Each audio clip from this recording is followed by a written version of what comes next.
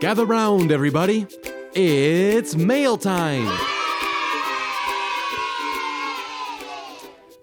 All right, this letter is from Andreas, and it's about imperfection. Well, we know a thing or two about imperfections, don't we, Griddle?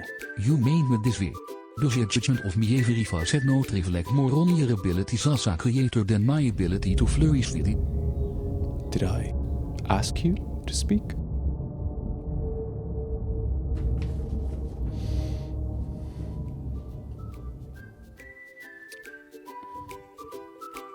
Wow, and Andreas, it's very candid the way you opened yourself up, and I'm just reading this and my heart aches for you, and oh,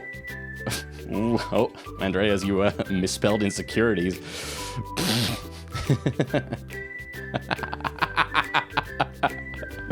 What is a forehead like that good for if there's no brains inside of it? I knew from the second I opened this letter that you were a good-for-nothing louse, something to be squashed underfoot and passing. No one will ever love you! This terrifies me.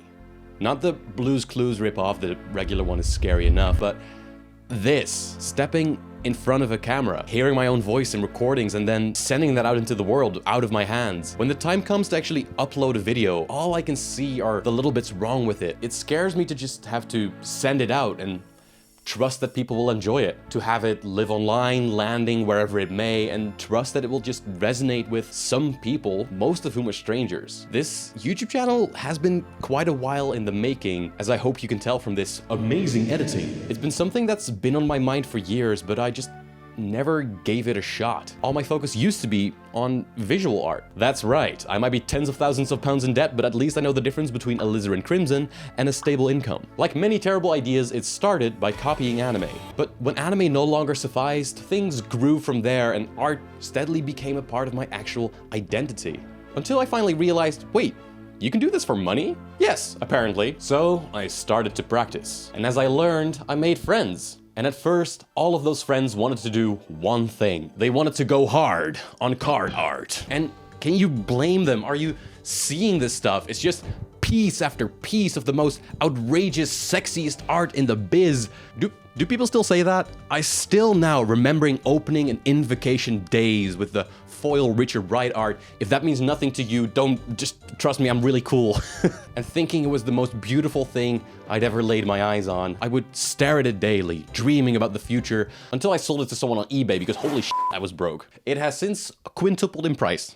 Anyway, those friends and I, we all went to work. Every day we shared new tips and tricks. We took more classes, we picked up new skills, and eventually I actually went to a classical painting school. Their progress mainly came in the form of learning what not to do. We would spend weeks, if not months, developing individual pieces to the highest standard we could. We'd roll our erasers into needle-like tips, literally picking out the individual pieces of graphite so that no faults could remain. It was more surgery than art, but we'd do this for days on end until we finally had something perfectly passable and incredibly unexciting.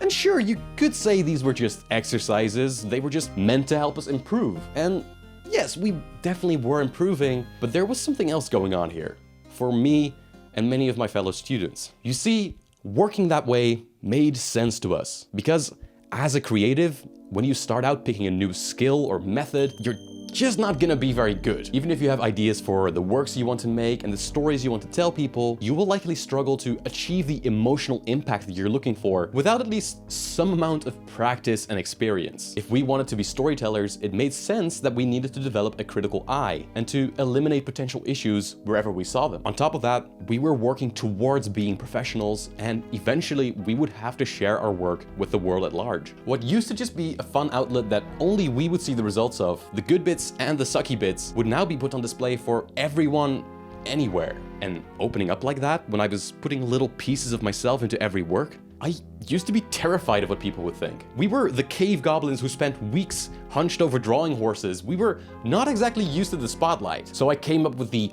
galaxy brain strategy that even in my personal work, I also could just get rid of every single error, every single bit that stuck out. They couldn't laugh at the mistakes in my work, if there were none to be found. I went in spending days on every single piece, painstakingly making it smoother, crisper, sharper. Oh, sorry, I'm just boring myself to tears now. You see, somewhere along the line, that perfectionism had started backfiring on us. I could tell that the more I worked on my pieces, the more personality they lost, until their spirit was just gone. I could scan all over the drawings I created and be unable to point out any specific problems to you, but it would probably still fail to grab you beyond a yeah, man, like, yeah. And I just wondered, why?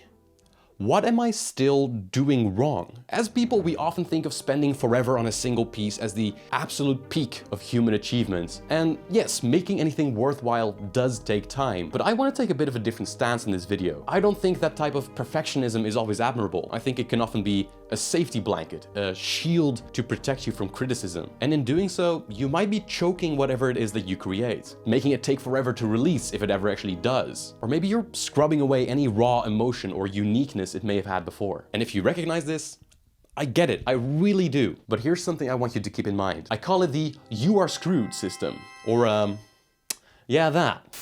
Imagine you're creating a song, and it's going all right. You like the chords and the melody, but it's missing something special. Nonetheless, your audience is waiting, eager to hear your new creation. But now the question is, what do they want? I know, you say. They want something exciting, so you bring in some drum breaks. Audience retention dropping. Oh shit, part of your audience did not like that. You're losing them, quick! Add some calming chimes or something, I don't... Did that work? Whew, that seems to have resulted. Quick, put the drums back in! Making these changes, and whether they're good or not, it's subjective. And you are going to lose some people because it's impossible to please everyone. So we can conclude that whichever way you go, you're screwed. Except you're not. During each step of this process, something else is happening. You might scare some people off, but the people you are reaching are forming stronger connections with your work than you could get any other way. You've gone from making something many people tolerate to making something certain people love. Oh man, you made me so happy about your song that I squished this hand soap container. I really messed up the joke. No.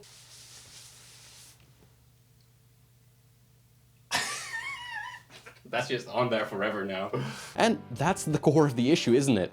Whenever you make something that's uniquely yours, that says something, is a little bit out of line, you automatically invite critics. Whatever you make, someone is gonna hate it. The only option to avoid this is to constantly go down the middle, to make something so bland, so smooth that there's nothing to hate. But there will also be nothing to fall in love with. Want another example? Well, we've all played games like the timeless classic ball sort puzzle color game. Or what about ball sort puzzle color games? Ball sort color puzzle game? Bird sort puzzle color game? Ball sort master Oh, there's so many of these. Water sort puzzle, sort color. Sort 'em all water puzzle. Sort puzz, water sort puzzle. Sort ball sort, good sort sorting games. These games have nothing really wrong with them. They go in one end and slide out the other without any resistance. There's nothing here that really excites you, teaches you anything, or moves you in any way. They might kill some time, but how often do you actually think back to these games after you've put them down? I'm willing to bet perfectly sand-blasted games like this occupy very little space in your memory bank. Even the most competently made game out of all of these has very little for your brain to chew on. Compare something like that to a film like Everything Everywhere All at Once and its dumbass hot dog fingers timeline. Now you might be saying, actually, I thought it was hilarious, it's not a flaw, it's one of the best parts of the movie. And first off, I agree, but second, that's exactly my point. Now we're having a conversation. We're actually engaging with the art. Wow. And lastly, keep that point about it not being a flaw in mind, because I'll circle back to it. I believe that we latch onto the imperfection and the weirdness in the things that we like. Those are the parts that make it interesting. Perfection is boring. Have you never stopped to wonder why there's so much more erotic fanfiction for Guts than there is for Mr. Clean? Although there's a surprising amount for Mr. Clean. I want to talk about something imperfect. Those of you who aren't big into drawing have probably never even heard of this amazing thing called Inktober. Let me quickly get you up to speed. Basically, once per year, the art community has this collective brain aneurysm, and they decide that the best way to spend their October is to make a piece of art every single day using a medium that doesn't allow you to erase anything that you've put down. And I can't tell you how lovely a feeling it is to have your pen decide that the 3 hours of drawing you did was finally enough to push it over the edge and send a big glob of black all over your new piece. There might be too many cum jokes in this video. But out of this madness, every single year, some of the greatest sketches I've ever seen spring forth. Artists are exploring, trying out different things, and letting themselves just mess around and have fun. And yes, it basically is like New Year's resolutions. Most artists spend too much time on the first drawing, run long on the second, rush to the third, and then have another go somewhere around the 26th. But that's not the point. All the art communities come alive to share in this excitement, to see how different creators are interpreting the same daily prompt. And it's awesome, and it's special, and it never would happen if there wasn't always that next day, that next prompt, that next deadline. And part of me always wonders, would this really be any better if the artists had more time? It's tempting to think that just needing more time is the thing that's keeping you from creating what you want to create. But I actually think something would be lost in the process. Some of that spark, that realness. In that way, it's often the constraints that create the most interesting parts of your project. As most artists know, quick strokes are often much more exciting than the ones you get from being slow and fussy. However, as the creator, you might just look at the lines that don't quite line up, all the little leftover marks from where you scratched the paper. They might even be all you can see. But I think they show character, a bit of the artist inside the work. And yes, these sketches aren't perfect. They're messy, they're unfinished, but they're spontaneous and they feel alive because that constraint forced the artist to keep some of that rawness in there. That's why I can't bring myself to think of these sections as something wrong to be fixed later, like the word imperfect implies. It is so hot in this room. Maybe what we call imperfections are really just the parts where the human aspect of the work shines through more clearly than anywhere else. They remind you that there were real people behind the thing that you're enjoying and that it was shaped for you with deliberate intent. The imperfections are the little bits that connect you not just with the work, but with the people behind it too. When something is competently made, that's just enough to get you along for the ride, to draw you into the world that the art is trying to create. That creates the baseline and prepares you to receive what the creator intended for you to experience. But it's when something truly surprises you, a raw performance, bold stylistic direction, someone just breaking character completely, that's when you truly snap out of what you know and what you trust. That's when the piece gets to truly affect you, to change you. And that's exactly why I don't want a track like Bulls on Parade to have a more perfect production. I don't want the ukulele anthem not to have the voice cracks at the end. These projects work not despite the fact that they're raw, but because they are. And it's not just my preference. This keeps happening with every kind of art imaginable. What am I on about? Mediums. In our media, we're always trying to go bigger, sharper, and crisper. And every time we jump up a level, people celebrate. We're no longer restricted by the technology of the past. And then the new shininess fades, and people go, oh, actually, that last thing, that was kind of cool. So we get VHS effect packs, software that just slightly messes up your 3D models, and so many plugins that get your music to sound like it's played on vinyl. We think of more refined and crisper as better, and then we see something that is as perfect as it gets, and it's bland. It's soulless. I believe that 99% of all art as we know it wouldn't exist without somebody seeing what happens when things go wrong and saying, all right. Can you imagine what rock and metal and everything that sprung forth from them would be if people were never willing to do things the wrong way? Oh, Carl, make sure not to turn your gain too high. I fear your tone might be starting to...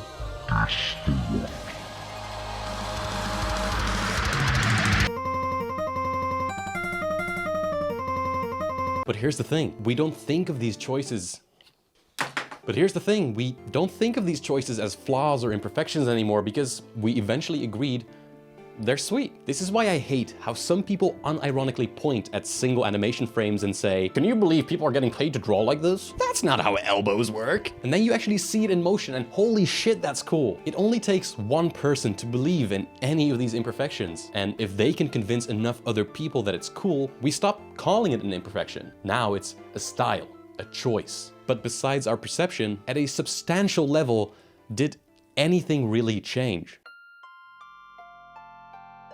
I guess what I'm trying to say is, sure, keep learning, keep improving, just don't allow any rules or fancy polish to obscure that little piece of yourself that you put in every work. Draw some inspiration from all these amazing creators on YouTube and TikTok that intentionally make their work a little bit janky and end up being way funnier for it. Allow your own habits and your own imperfections to just breathe a bit. Allow them to make your work truly yours. I think you'll find people will connect with it more. And I'm still learning to do this too. I certainly look at some of my videos and wince at my line deliveries. I see myself and go, is that really what I look like? It's been embarrassing, scary, and sometimes a bit cringeworthy. But so far, every time I've struck out and made something of my own, it's been a magical experience. I could immediately tell the difference by the shift in the comments I was receiving. All of a sudden, instead of technical details like nice composition, there was an emotional resonance. People talking about what made them laugh and relating their own stories and their experiences. There was just